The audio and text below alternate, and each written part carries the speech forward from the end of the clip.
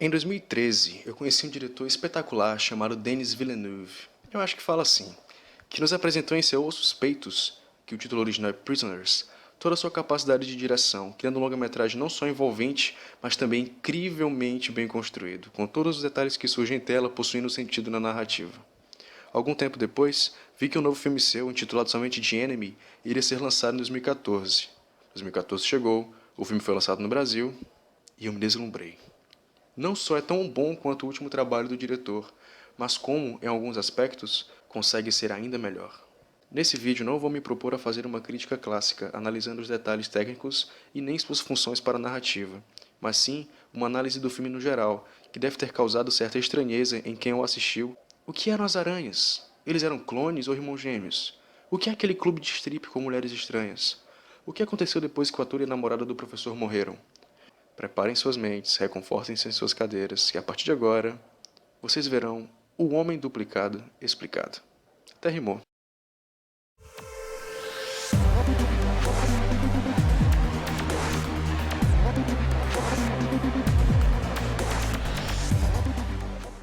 Para começar essa explicação, eu gostaria de deixar bem claro uma coisa. Os dois personagens interpretados por Jake Gyllenhaal são a mesma pessoa. O Homem Duplicado não é um filme sobre o embate de duas pessoas distintas. Até o título original, Enemy, que significa inimigo, sugeria isso. Mas o Homem Duplicado é nada mais do que um embate psicológico de um cara contra ele mesmo. Há várias evidências durante todo o filme de que os dois Jakes são a mesma pessoa. E não só o fato de ambos terem a mesma barba e a mesma cicatriz. Mas vamos começar analisando o filme desde o início. Ele começa com uma narração da mãe de Jake, o professor. Ela diz que está preocupada com ele, com seu apartamento. Em seguida, vemos Jake, o ator, e sabemos disso devido a um anel em seu dedo, chegando a um clube onde, aparentemente, homens pagam para terem seus desejos realizados. O Jake ator surge em cena com uma chave em suas mãos e é acompanhado de um homem, até que chega uma moça misteriosa com uma aranha e ela se prepara para esmagá-la. A partir de então, Villeneuve nos mostra diversos takes de objetos que remetem a teias de aranhas, todos relacionados ao dia a dia do Jake professor. Ah, só um lembrete. Para diferenciá-los, chamarei um de Jake professor e o outro de Jake ator. Continuando. Percebemos que Jake professor tem uma vida um tanto solitária. Até o seu apartamento reflete isso. Vazio, onde há apenas uma poltrona, uma cama e uma cozinha. Ele dá aulas de história e, em uma delas, o vemos falando sobre coisas que virão a ser importantes para nós. Control.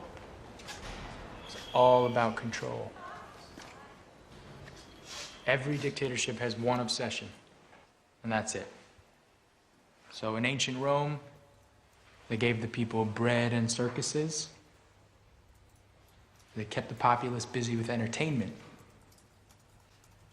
But other dictatorships use other strategies to control ideas, the knowledge. How do they do that? Lower education. They limit culture, censor information. They censor any means of individual expression. And it's important to remember this, that this is a pattern that repeats itself throughout history. Vemos que ele possui um relacionamento limitado ao sexo com sua namorada. E ele parece se satisfazer com isso. Para ele, aparentemente, é o suficiente. Ok, por hora isso é o que precisamos.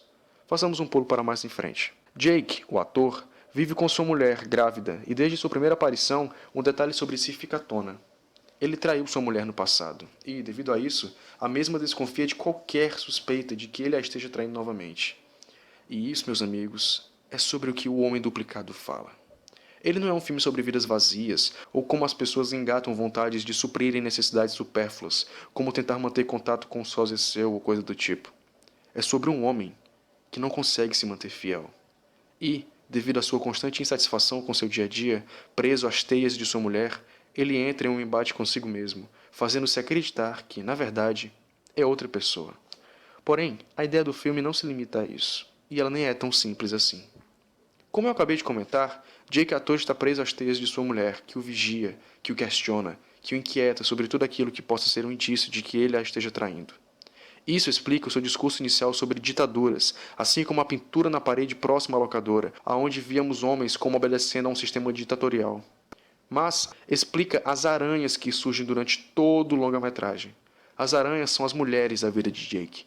Por isso que, ao ir ao clube de strippers no início do longa, ao invés de vê-las praticando alguma orgia, ele as vê esmagando aranhas, pois esse é o seu desejo. Desejo esse que o frustra, o que explicaria a reação de Jake naquela cena, lá no começo. Percebam a expressão no rosto dele. Após a cena em que Jake professor conversa com sua mãe, e essa é talvez a cena onde fica mais claro que ele e o Jake ator são a mesma pessoa, vemos um sonho do Jake professor, onde vê-se uma aranha gigante andando pela cidade. Essa é uma representação da mãe de Jake. Ela é a aranha master, a suprema aranha de sua vida. Ela o gerou, ela o aconselha, ela o acompanha. A presença da mãe de Jake está lá simplesmente por isso, para nos fornecer explicações para as metáforas que o filme utiliza com aranhas. Também é importante sabermos que Jake abriu mão de seu emprego como ator há 6 meses, o mesmo tempo que sua mulher está grávida, e então assumiu o emprego de professor de história, que acabou por se tornar uma personalidade alternativa dentro dele. E isso explica o fato de ele não reconhecer sua mulher quando ela vai até a faculdade procurar pela cópia de seu marido, assim como também explica a surpresa dela de encontrar um homem igual a ele, já que ela não sabia que ele havia abandonado seu emprego como ator e estava atuando como professor de história. Sabendo disso, fica fácil entender o porquê do acidente de carro no final do filme. Todo o arco envolvendo a Shoshana do Bastardos Inglórios se passa na mente de Jake. E agora, começo a me referir a ele como uma pessoa só. Aquele momento nada mais é do que a mente de Jake dizendo para si mesmo que deveria parar com aquilo, que deveria parar de desejar a infidelidade, que deveria parar de pensar em ter outras mulheres além da sua.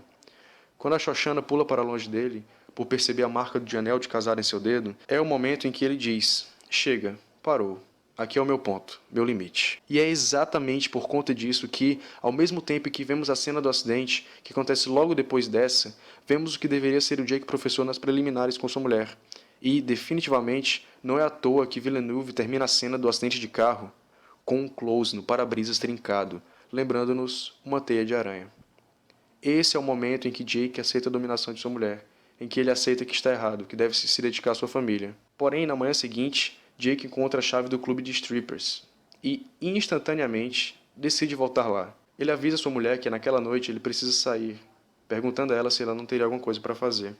Nesse momento, ele decide abrir mão da sua decisão na noite passada de se entregar à sua mulher, logo ao ver a primeira chance de fazer isso. Ele não resiste, e é por isso que, após ir até o quarto de sua mulher e vê-la como uma aranha gigante, que a expressão de Jake não é nada mais do que ele percebendo que não consegue se livrar de sua natureza. Ele não consegue abrir mão de seus desejos por um bem maior. Aliás, é uma mensagem que lembra muito Drive, outro filme que eu gosto muito. E aqui se encaixa a citação do início do filme.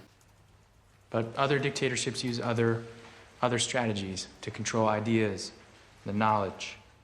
And it's important to remember this, that this is a pattern that repeats itself throughout history. Sua vontade de trair a esposa é um padrão dele, que se repete no decorrer de sua história.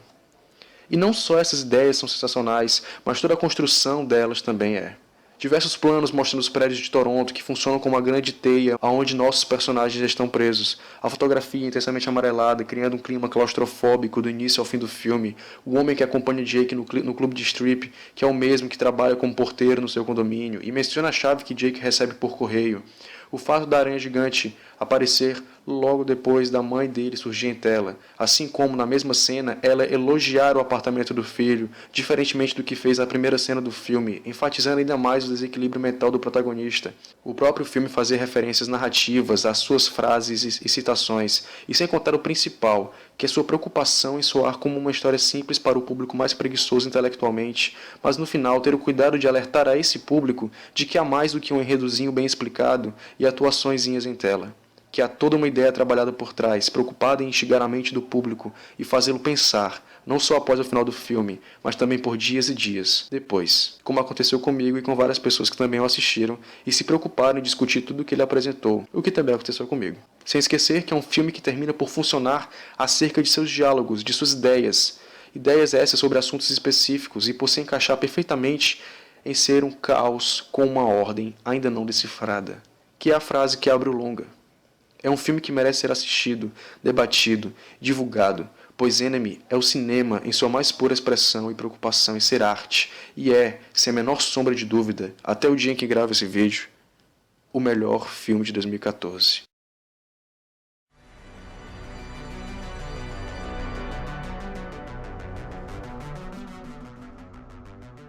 You wanna fight?